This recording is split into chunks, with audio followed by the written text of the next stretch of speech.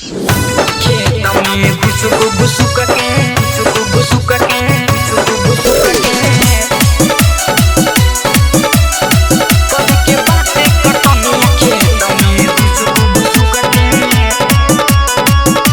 खेत में घुसुक घुसुक के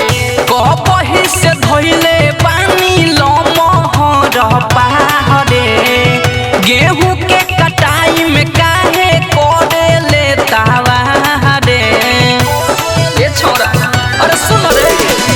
कबही से धइले पानी लमहर पहाड़े गेहूं के कटाई में काहे करे ले तावा रे काहे न बुझत नइखे दुख के आदे दे हमर हसुआ रे बजर खसुआ करे के बाटे कटनिया खेत में घुसुक घुसुक के खेत में घुसुक घुसुक के आदे दे हमर हसुआ रे बजर खसुआ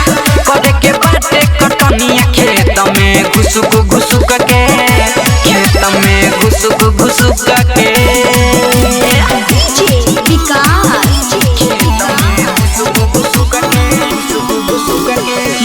रिकॉर्डिंग स्टूडियो भूतही चौक सीतामढ़ी। काहेला पड़ल बारे पीछा रे पूरा न होई ताहर इच्छा रे ए छोरा काहेला पड़ल बारे पीछा रे पूरा न होई ताहर इच्छा रे किथे थोड़ा भइले काहे रुक के आदे दे हमर हसुआ रे बजर खसुआ करे के बाटे कटनिया खेत में घुसुक घुसुक के खेत में घुसुक घुसुक के आदे दे हमर हसुआ रे बजर खसुआ करे के बाटे कटनिया खेत में घुसुक घुसुक के खेत में घुसुक घुसुक के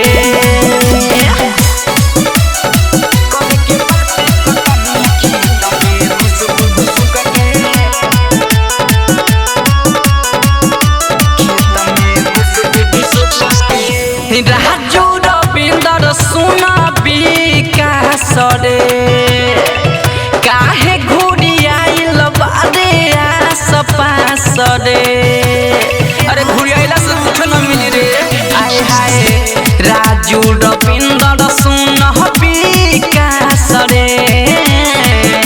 काहे घूरी आइल बारे आस पास रे निदस निहार नहीं रूप के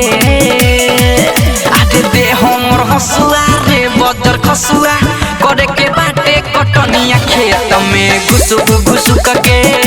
खेत में घुसुक घुसुक के आदे दे हमर हसुआ रे बजर खसुआ करे के बाटे कटनिया खेत में घुसुक घुसुक के खेत में घुसुक घुसुक के